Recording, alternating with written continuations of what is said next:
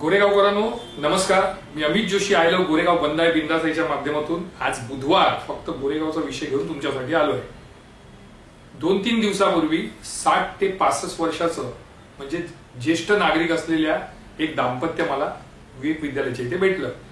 त्यांनी मला अडवलं. त्यांची तक्रार अशी होती की साहेब, आमच्या इथे घराच्या खाली काही कॉलेजची तरुण मंडळी उभी राहतात, दारू पितात, सिगरेट पितात आणि आम्ही एक व्हिडिओ काढलाय. त्याच्यामध्ये एका तरुणीला एक तरुण छोटंसं इंजेक्शन देत असल्याचं चित्रीकरण आहे. मी ते पाहिलं आणि मी त्यांना म्हटलं की तुम्ही पोलिसांकडे का जात नाही. त्यामुळे ते म्हणाले नाही, पोलिसांकडे काय जाणार सर, पोलिसांच्या गाड्या फिरत असतात पण पोलीस लक्ष देत नाही. ही घडलेली पहिली घटना. आणि दुसरी घटना, एक पत्र आमच्या कार्यालयामध्ये आलं. ते हज भार्गव पटेल माजी नगरसेवक, त्यांनी हे पत्र लिहिलंय मुख्य अधिकारी म्हाडा. त्यात त्यांनी असं लिहिलंय की गोरेगावला तुम्हाला रेड एरिया, लाईट एरिया बनवायचा आहे का. त्याच्या मागचं कारणही तसं त्यांनी दिलं की काही लॉज गोरेगावात तयार झालेले आहेत आणि जे तरुणांसाठी अतिशय घातक आहे. हे पत्र आल्यानंतर घरी जाताना सहज म्हणून सिद्धार्थनगर प्रबोधन कडून जाताना एक लॉज दिसलं आणि त्या लॉजच्या खाली 4 ते 5 तरुण मुलं आणि मुली उभी होती. त्यामुळे साहजिकच असं वाटलं की नेमकं गोरेगावात हे चाललंय काय. नमस्कार. सांगण्याचा उद्देश हाच आहे की गोरेगावकर नक्की झोपलेले आहेत की झोपेचं सोंग घेत आहेत. झोपलेले असाल आणि घरात चोरी झाली तर समजू शकतो की आपण साखर झोपेत होतो आणि चोरांनी येऊन सगळी कामगिरी फत्ते केली. मात्र जर आपण झोपेचं सोंग घेत असू आणि कोणी चोरी केली तर त्याला जबाबदार आपण चोराला धरणार नाही, तर त्याला जबाबदार आपण स्वतःला धरलं पाहिजे. कारण आपण झोपेचं सोंग घेतलं आणि त्याचा फायदा घेऊन चोराने चोरी केली. आज गोरेगावामध्ये हे 2 मुद्दे आहेत, ते अतिशय महत्वाचे आहेत. त्यातही मला स्वतःला एक सामान्य नागरिक म्हणून, गोरेगावचा एक जागरूक नागरिक म्हणून मला सर्वात जर महत्वाचा प्रश्न कोणता वाटत असेल तर तो ड्रग्सचा. आज गोरेगावामध्ये परिस्थिती अतिशय खराब आहे. गोरेगाव पोलीस किती म्हणत असतील, मुंबई पोलीस किती म्हणत असतील, तरी गोरेगावात आजही मोठ्या प्रमाणावर चोरी छुपे ड्रग्सचा व्यवसाय सुरू आहे. मग तो पाण्याच्या टपरीवर असू दे किंवा चहाच्या टपरीवर असू दे. तरुणाईपर्यंत ड्रग्स कसं जातं हा सर्वात मोठा प्रश्न आहे.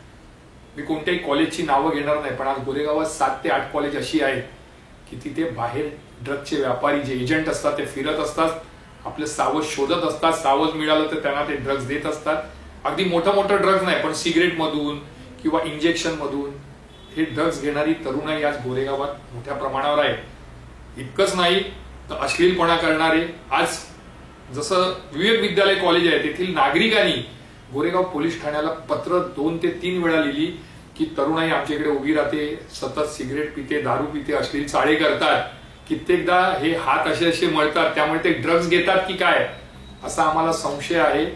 अशा आशयाची पत्र या येथील रहिवाशी संघाने अनेकदा गोरेगाव पोलीस ठाण्याला लिहिलं, पण त्याच्यावर कारवाई काही झालेली नाही.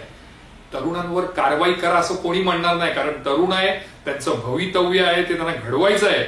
मात्र तरुण जर चुकीच्या दिशेला जात असतील किंवा त्यांना चुकीच्या दिशेला कोणी नेत असेल तर तिथे थांबणं गरजेचं आहे. मी याला दोष पालकांनाही देईन, कारण आपला मुलगा काय करतो, आपल्या मुलाच्या दप्तरामध्ये म्हणा किंवा त्याच्या बॅगेमध्ये नेमकं काय असतं ह्याचा शोध जर गोरेगावातील पालकांनी घेतला तर त्यांच्याही लक्षात येईल की आपला मुलगा सरळ मार्गावर चाललाय की कुठे वाकड्या मार्गावर चाललाय. दुसरी गोष्ट म्हणजे हे ड्रग्सचे व्यापारी आहेत, हे अनेक शाळेत आणि कॉलेजच्या आवारामध्ये फिरताना दिसतात, मात्र त्यांच्यावर कारवाई होत नाही. तुम्ही कधी टोपीवाला थिएटर आहे त्याच्या आसपास जा, एका कॉलेजचे काही तरुण तिथे बसून ड्रग्स घेताना दिसतात, पण तिथे कोणाचंही लक्ष जात नाही.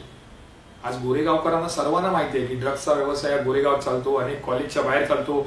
काही तरुण हे ड्रग्सच्या आहारी गेलेले आहेत. आज आम्ही ओरडतो की अनेक मैदानामध्ये जे म्हाडा आहे, महानगरपालिकेचे मैदान आहेत, त्या मैदानामध्ये गर्दुल्ले बसतात. पण जर हा विचार केला की हे गर्दुल्ले कोण आहेत, आज 1-2 नाही, जवळजवळ 300, 400, 500 असे गर्दुल्ले आहेत, ते कोण आहेत, तर यंग पोरं आहेत. ती त्यातली अधिक यंग मुलं आहेत आणि ती राहणारी कुठची आहेत तर गोरेगावचीच आहेत. मग त्यांना ती लत लागली कशी, त्यांना ती नशा कशी लागली ह्याचा शोध कोण घेणार.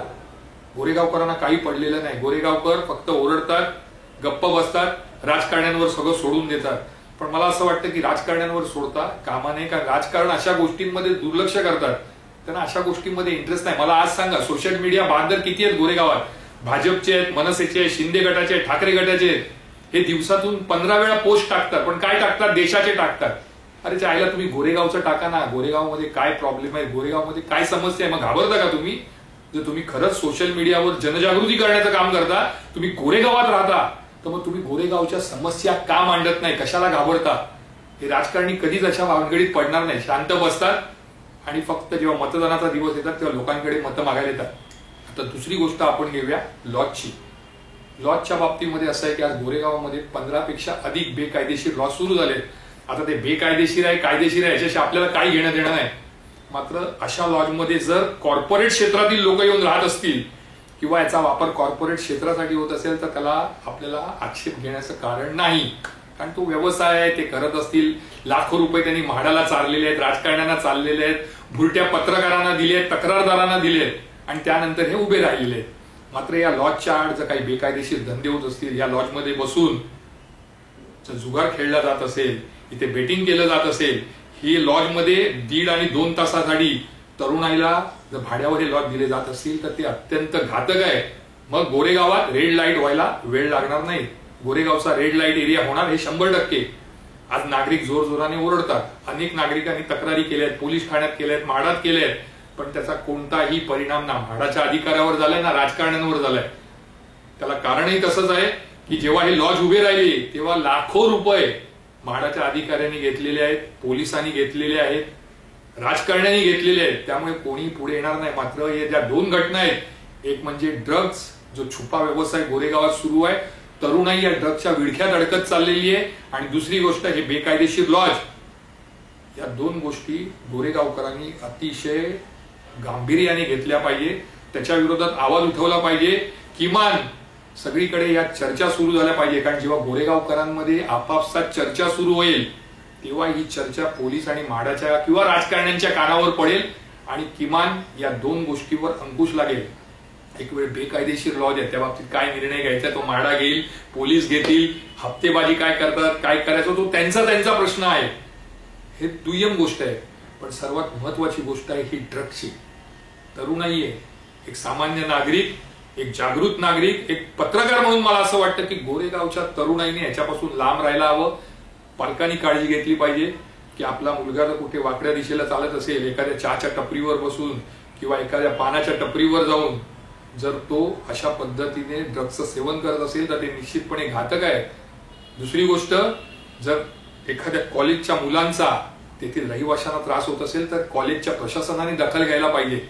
काही तरुण येतात, उभे राहतात कॉलेजच्या आवारामध्ये, दारू पिया, सिगरेट पिया, येणाऱ्या जाणाऱ्यांना मस्करी करा, अश्लील भाषेत बोला किंवा अश्लील चाळे, हे जर सर्वआम खुलेआम करत असतील, समोर ज्येष्ठ नागरिक आहेत, मोठी लोक आहेत, रहिवाशी राहत आहेत, त्यांच्याच एरियात जाऊन जर हे घाणेरडे चाळे ही तरुणाई करत असेल त्याची दखल ही गोरेगावच्या प्रत्येक कॉलेज आणि प्रत्येक शाळेने घेतली पाहिजे. विशेषतः ज्या कॉलेजमध्ये महाविद्यालय आणि शाळा एकत्र आहे त्यांनी निश्चितपणे याची गंभीर दखल घ्यायला पाहिजे. कारण प्रश्न एक त्या महाविद्यालयीन त्या तरुणाईचा नाही, तर तिथे शिकणारे 1ली ते 10वी पर्यंतचे विद्यार्थी आहेत. जर ही मोठे विद्यार्थी असं करत असतील, ही तरुणाई अशी करत असेल, तर त्या विद्यार्थ्यांवर जे शिकतात तिथे त्या मुला मुलींवर पुढे परिणाम काय होऊ शकतो हा विचार पालकांनी केला पाहिजे. आणि पालकांनी ही कैफियत त्या शाळेकडे, त्या महाविद्यालयाकडे मागितली किंवा ती मांडली पाहिजे. गोरेगावच्या या 2 समस्या फार घातक आहेत. मी असंच म्हणेन की खरंच गोरेगावकर नादान आहे की हे काय चाललंय त्यापासून ते अंजान आहेत. प्रश्न एवढाच आहे की या 2 गोष्टी कुठेतरी थांबायला पाहिजे आणि त्यासाठी गोरेगावकरांनी पुढाकार घेतला पाहिजे. गोरेगावकर ज्यावेळी पुढाकार घेतील, सतर्क राहतील, या विरोधात आवाज उठवतील किंवा ज्या राजकारण्यांना तुम्ही मतदान करता, ज्या राजकारण्यांकडून तुम्ही काही अपेक्षा ठेवता त्यांना जर जागृत केलं आणि या 2 गोष्टीवर जर गोरेगावात आळा बसला तर निश्चितपणे गोरेगावातील तरुणाईसाठी, विद्यार्थ्यांसाठी ही एक चांगली आणि समाधानकारक गोष्ट असेल. मी अमित जोशी पुन्हा एकदा रविवारी एखादा नवा चांगला राजकीय विषय घेऊन तुमच्या समोर येईन. तोपर्यंत तुमची रजा घेतो. जय हिंद, जय महाराष्ट्र.